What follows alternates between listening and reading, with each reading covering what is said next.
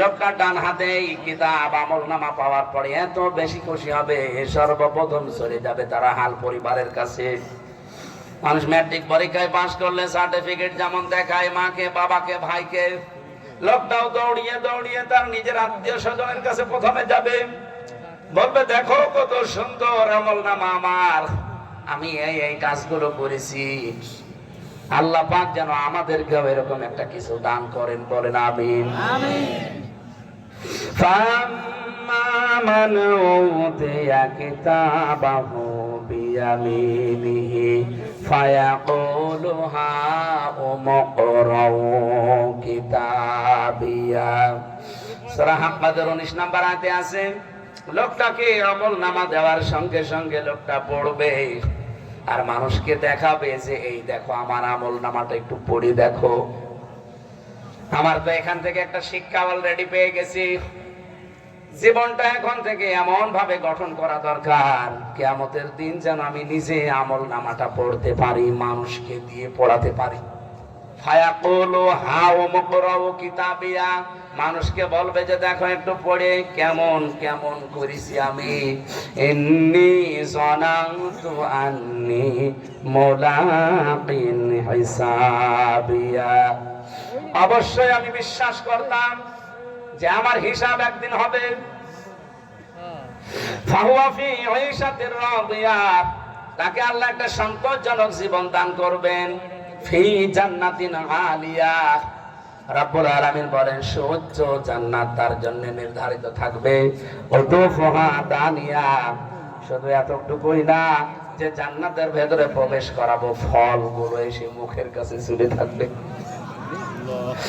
আল্লাহ পাক বলেন কুলু ওয়াশরাবু হানিয়াম বিমা আসলাফতুম ফিল আইয়ামিল খালিয়া, আমি নিজে তাকে বলবো খাও, পান করো, গত জীবনে বহু কষ্ট করেছিলেন, সেই কষ্টের পারিশ্রমিক হিসাবে আমি আল্লাহ এগুলো তোমাকে দিলাম, মন মতো খাও।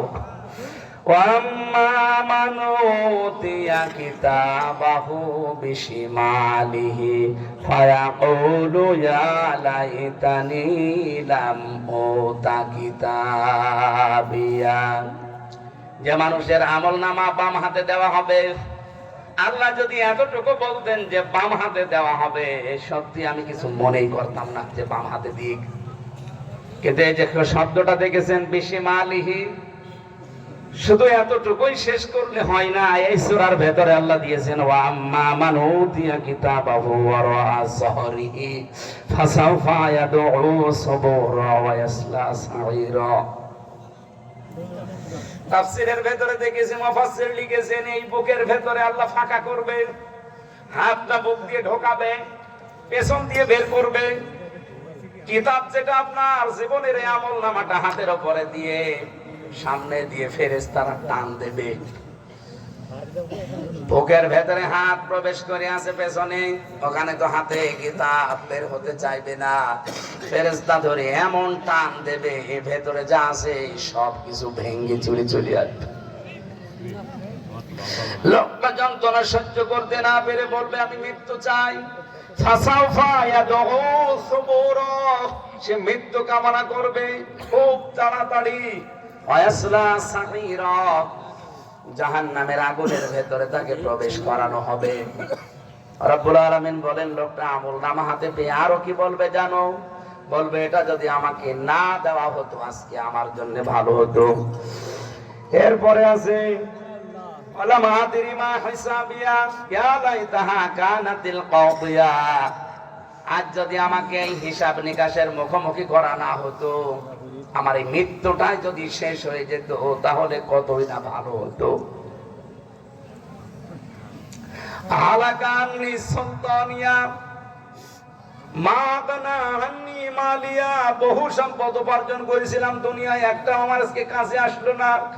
আমার ক্ষমতা ছিল, পাওয়ার ছিল, ওগুলো কাজে আসে নাই।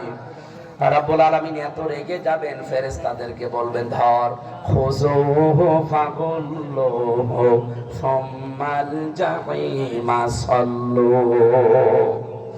এরে ধর জাহান্নামে নিয়ে যা, জাহান্নামে নিয়ে যাওয়ার আগে তোদেরকে আদেশ দিলাম, সুম্মা ফি সিলসিলাতিন যারউহা সাবউনা যিরাআন ফাসলুকু, 70 গজ শিকল দিয়ে বেঁধে ফেল, টানতে টানতে অপমানের সাথে নিয়ে যা। প্রশ্ন আসতে পারে, মানুষকে বাঁধতে কি 70 গজ শিকল লাগে? কয় গজ? 5-7 গজ শিকল হলেই তো ভালোভাবে বেঁধে নিয়ে যায়। এত গজের কথা দিলেন কেন? বিশাল শিকল দিয়ে আপনাকে বাঁধবে, এই ময়দান থেকে জাহান্নাম পর্যন্ত টেনে টেনে নিয়ে যাবে। কোরআনে কারিমে আমি দেখেছি, কোন মানুষ যখন জাহান্নামে যাবে, ফাম্মাল্লাযীনা শাকু ফাফিন নারি লাহুম ফিহা যাফিরুন ওয়া শাহীক।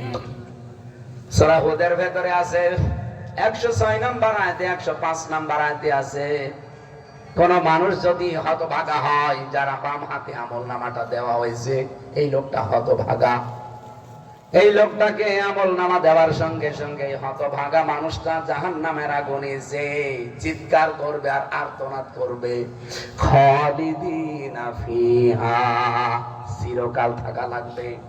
এই চিরকাল থাকা লাগবে, এটা কতদিন?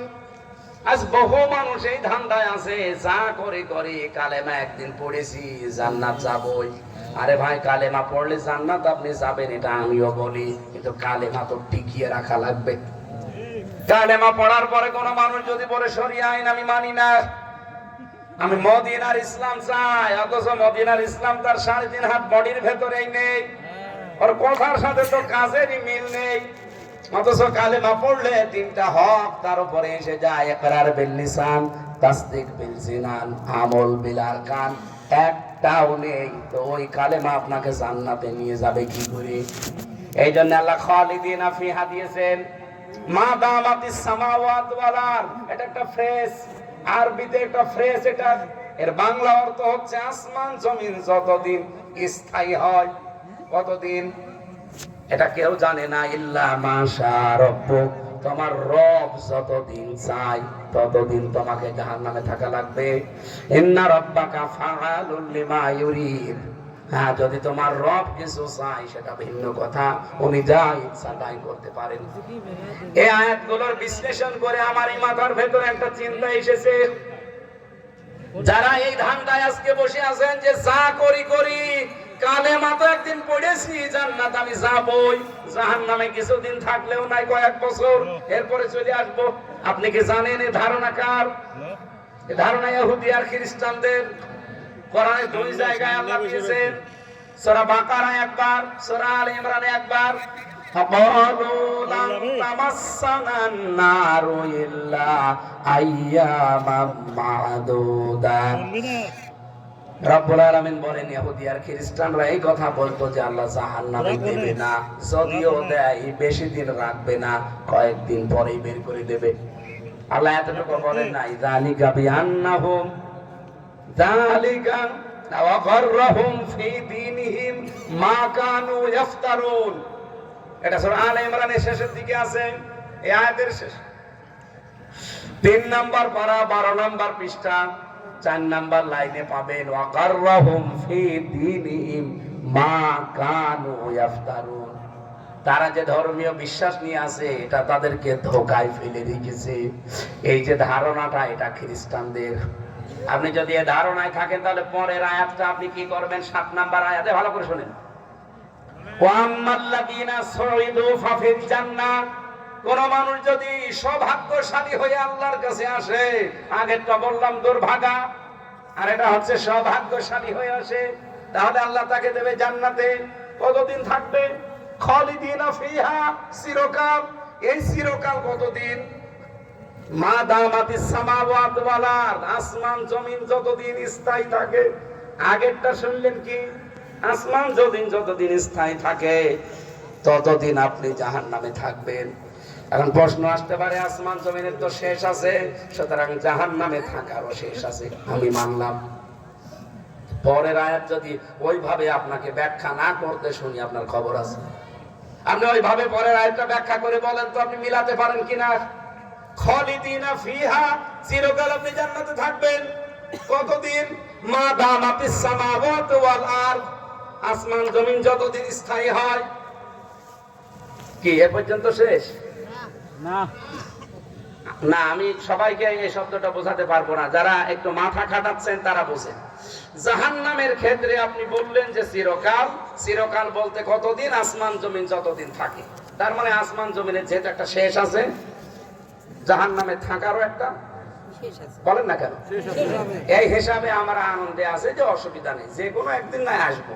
তাহলে পরের আয়াতটা আপনি তো ওইভাবেই ব্যাখ্যা করবেন নাকি মন মতো চালাবেন? পরের আয়াতটা ব্যাখ্যা করেন। খালিদিনা ফিহা মা দামাতিস সামাওয়াতু ওয়াল আরদ, চিরকাল থাকবেন কতদিন? আসমান জমিন যতদিন স্থায়ী হয়। তার মানে আগেরটা যদি ব্যাখ্যা করেন যে আসমান জমিন স্থায়ী না, এটা একদিন না একদিন শেষ হবে, তাহলে জান্নাতে যারা যাবে তাদেরও একদিন না একদিন হবে না। এই ব্যাখ্যা করলে ঈমান থাকবে শেষ হবে না। এই ব্যাখ্যা করলে ঈমান থাকবে না কেন? কারণ এর সাথে আরেকটা আয়াতের কন্ট্রাডিকশন। খালিদিনা ফিহা লা ইয়াবগুনা আনহা হিওয়ালা, আল্লাহ যদি কাউকে জান্নাতে দেয় কোনদিন বের করে দেবে না, আর সে বের হতেও চাইবে না। তাহলে এই আয়াতের ব্যাখ্যা আপনি কিভাবে করবেন? আপনি মিলান যে আসমান জমিন যতদিন থাকে এর তো একদিন শেষ আছে, তার মানে জান্নাতেরও একদিন আপনার শেষ আছে। বলেন বলেন, শেষ নাই, শেষ নাই। আমি আয়াতটা বার পড়েছি, একবার দুইবার না, 12 নাম্বার পারায় আছে।